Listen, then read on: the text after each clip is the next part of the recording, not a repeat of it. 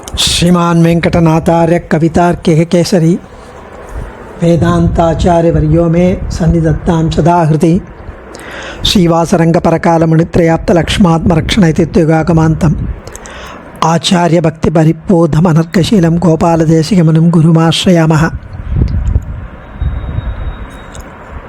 श्रीमद्गोपालार्घ्यदेशिकदयैकपात्रं प्रज्ञाविरक्तिकरुणादिगुणौघवासम् आचार्यसप्तशतीकाव्यं प्रियादरेण दत्तं श्रीगोपालार्घ्यमहादेशिकमाश्रयामः।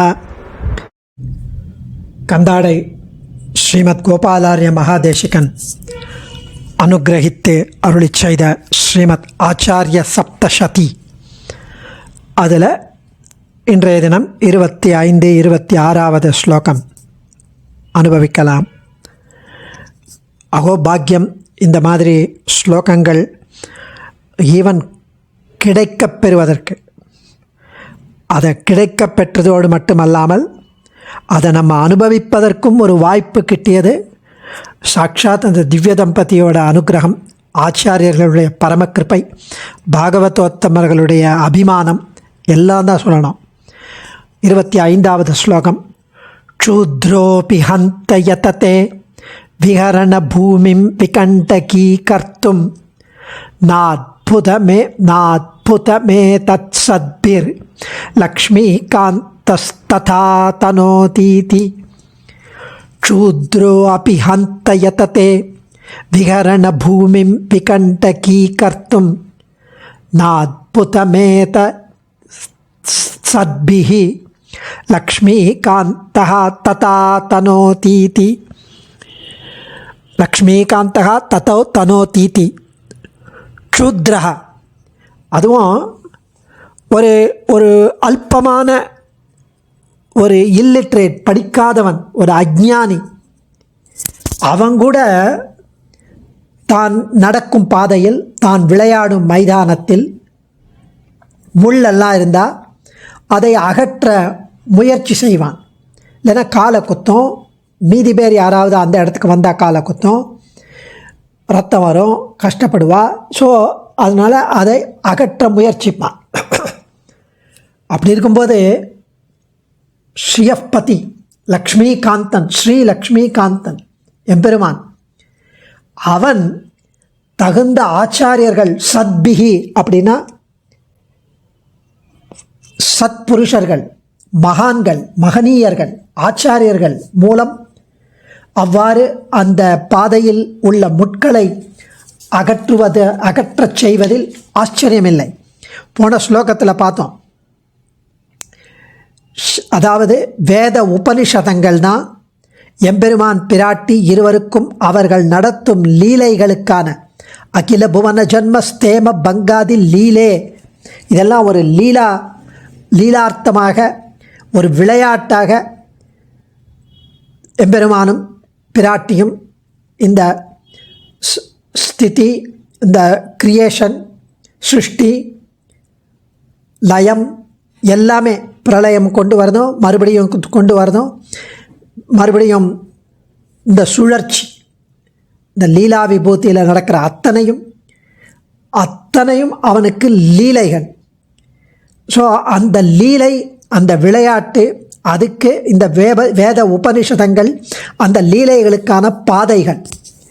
அந்த வேத உபனிஷதங்களை தப்பாக அபார்த்தமாக பண்ணி அந்த பாதைகளை கரடு முரடாகவும் முட்புதராகவும் இருந்தால் அதை எவ்வாறு பொறுத்து கொள்ள முடியும்? அதனால் எம்பெருமானான ஸ்ரீ லக்ஷ்மிகாந்தன் தகுந்த மகான்கள், ஆச்சாரியர்கள் மூலம் அவ்வாறு செய்வதில், அந்த முட்களை அகற்றுவதில் ஆச்சரியமில்லை. அதுவும் பெருமாள் அவர்களுடைய நித்தியசூரிகள், முக்தாத்மாக்கள் மூலம் தன்னுடைய காரியத்தை நடத்தி கொள்கிறான். அதனால் அவர்களையே இந்த மாதிரி ஆச்சாரியர்களாகவும் ஆழ்வார்களாகவும் அனுப்புகிறான். அதாவது பூர்வோத்பன்னேஷு பூதேஷு தேஷு கலௌ பிரபு அனுப்பிரவிஷ்ய குருதே யத் சமீஹீதம் அச்சுதா. கலியுகத்தில் முன்பே உண்டான அந்தந்த ஜீவன்களில் அனுப்பிரவேசித்து பிரபுவான அச்சுதன் தனக்கு விருப்பமானவற்றை செய்கிறான் என்கிறபடி இது விஷ்ணு தர்மத்தில் வர ஸ்லோகம். பூர்வோத்பன்னேஷு பூதேஷு தேஷு தேஷு கலௌ பிரபு அனுப்பிரவிஷ்ய குரு தேயத் சமீஹிதம் அச்சுதா. அந்த மாதிரி பெருமாள் தானும் அவர்களிடையே அவர்கள் உள்ளேயே அனுப்பிரவேசித்து பராங்குஷ பரகாலாதி நம்மாழ்வார் கலியன் முதலான ரூபத்தாலே அவதரித்தருளி வேதார்த்தங்களிலே வேண்டும் சாரதமம் அப்படி இருக்கும் சாரதமமாக இருக்கும் அம்சத்தை சர்வருக்கும் அதிகரிக்கலான பாஷையினாலே சங்கிரகித்து காட்டினான். அதில் பாஷண்டிகளால் தடை ஏற்படாமல் இருப்பதற்காக. அதுவும் ராமானுஜர் போன ஸ்லோகத்தில் இப்போ நேத்தி அனுபவித்த மாதிரி ராமானுஜர் பிற மதங்களில் அகப்பட்ட பிரம்மத்திற்கு அவர் கை கொடுத்து தூக்கினார்னு வேதாந்த தேசிகன் எதிராஜ சப்தத்தில் அனுபவிக்கிறார். கபர்த்தி மத கர்த்தமம் கபில கல்பனா வாகுராம் துரத்யயமதீத்ய தத் திருகிணதந்திர இந்திரோதரம் குதிருஷ்டி குஹனாமுகே நிபதத பர பிரம்மணா கரக்கிரக விசக்ஷனோ ஜெயதி லக்ஷ்மணோயம் முனிகி. பிரம்மன் பரபிரம்மத்துக்கு எத்தனையோ ஆபத்துகள். அந்தந்த மதத்தினர் தத்தம் கொள்கைகளுக்கு ஏற்ப பிரம்மத்துக்கு விபரீதமான விபரீதமான விருத்தமான அம்சங்களை கற்பித்து வேதம் கூறிய பெருமைகளை இல்லையாக்குவது பிரம்மத்துக்கு பெரிய ஆபத்து இல்லையா? அதனால் பிரம்மன் பிரம்மனுக்கு அந்த பாதையில் வழியே தெரில. வெறுக்கத்தக்க அம்சங்களை கூறுவதால் பிரம்மத்துக்கு இது ஒரு ஆபத்தாய் முடிந்தது சைவர்கள் கூறுவதால். இந்த ஷேற்றிலிருந்து அந்த ஷேற்றில் அது மாட்டின்றது. சைவ ஆகமம் பல இழிவான நிலைகளை கூறி பிரம்மத்தை தியானிக்க வேண்டும்னு அந்த ஷேற்றில் மாட்டிக்கொண்டது. மெல்ல அங்கேருந்து வெளியில் வந்தால் சாங்கிய மதம் என்னும் வலையில் அகப்பட்டு கொண்டு விட்டது. அதிலிருந்து விடுபடுவது ரொம்ப கஷ்டம். எப்படியோ சிரமப்பட்டு இந்த வலையிலிருந்து வெளில வந்தால் யோக மதம் என்ற யந்திரம், அங்கே ஒரு மெஷின் மாதிரி ஒன்று ட்ராப் பண்ணி வச்சுருக்கேன், அதில் மாட்டின்றது. அதுலேருந்து தப்போது மிக மிக கடினம். அதிலேருந்து வெளியே வந்துட்டால் 3 ஆபத்துலேருந்து வெளில வந்தால் வேதத்தை ஏற்றுக்கொண்டாலும் அதன் உண்மை பொருளை மறைத்து ஜெகன் மித்யான்னு சொல்லி மாயைன்னு கூறிக்கொண்டு பிரம்மம் ஒன்று தான் உண்மை பொருள், மற்ற அனைத்தும் பொய்ன்னு சொல்லி பிரம்மத்துக்கு குணங்கள் இல்லை, உருவம் இல்லை, ஒன்றுமே இல்லைன்னு சொல்லி பிரம்மத்துக்கே அவித்யை கற்பித்து அஞ்ஞானத்தை கற்பித்து பிரம்மத்தின் பெருமைகளை எல்லாம் அழித்து வஞ்சித்து வரும் மாயாவாதிகள். அவள் என்ன பண்ணா, கீழே ஒரு பள்ளம் தோண்டி அது மேலே புல் மாதிரி வச்சா பிரம்மம் அது உள்ளே விழுந்துடுது. ஏன்னா அவள் வேதங்கள் உபனிஷத்துக்கள்லாம் நாங்கள் நம்புகிறோன்னு சொல்கிற மாதிரி ஒரு மாயை ஒரு புல்லை ஏற்படுத்தி கீழே ஓட்டை இருக்குது அபார்த்தங்களை சொல்லி, அதனால் பிரம்மன் அது உள்ளே விழுந்துட்டான். இந்த சங்கடத்தில் சிக்கிய பிரம்மத்தை கை தூக்கி உரிய இடத்தில் வைக்க வேண்டும் வல்லமை. தூக்கிறவனுக்கும் சக்தி இருக்கணும், அந்த கைக்கு சக்தி இருக்கணும். அது ஸ்ரீ பாஷ்யக்காரர் ஒருவருக்குத்தான் உண்டு. இவர்தான் எம்பெருமானுக்கு திருமேனி ஸ்வரூபம் குணம் விபவம் எல்லாவற்றையும் உண்மை என ஸ்தாபித்து பிரம்மத்தின் பெருமையை உலகுக்கு காட்டி பிரம்மத்தை காத்தருளினார். அதற்கு பிறகு பாஷ்யக்காரருடைய அவதாரம் மாதிரியே வேதாந்த தேசிகன் வந்தார். ஸோ இதெல்லாம் ஸ்ரீ லக்ஷ்மிகாந்தன் தகுந்த ஆச்சாரியர்கள் மூலம் அவ்வாறு செய்வதில் ஆச்சரியமில்லைன்னு அனுபவிக்கிறார் ஸ்ரீ கோபாலாரிய மகாதேசிகன். குமதி பரிகல்பிதார்த்தை தோஷாம் மேஷேஷு வேதேஷு நாராயணஸ்ய சங்கே சஞ்சாதா சுவாச காச பங்கேதி. இது இன்னும் அழகான ஒரு கிரியேட்டிவிட்டி சுவாமிக்கு. துர்புத்தி உடைய குதிருஷ்டிகள் தங்களது விபரீத புத்தியால் வேதத்துக்கு அபார்த்தங்களை கற்பித்தனர். அதனால் வேதம் கரைப்பட்டதாயிடுச்சு. வேதம்ங்கிறது என்ன? அது அப்பௌருஷேயம், யாராலும் ஏற்றப்படவில்லை. அந்த வேதம் பெருமாளுடைய மூச்சு காத்து. அந்த வேதமே பெருமாளுடைய மூச்சு காத்து.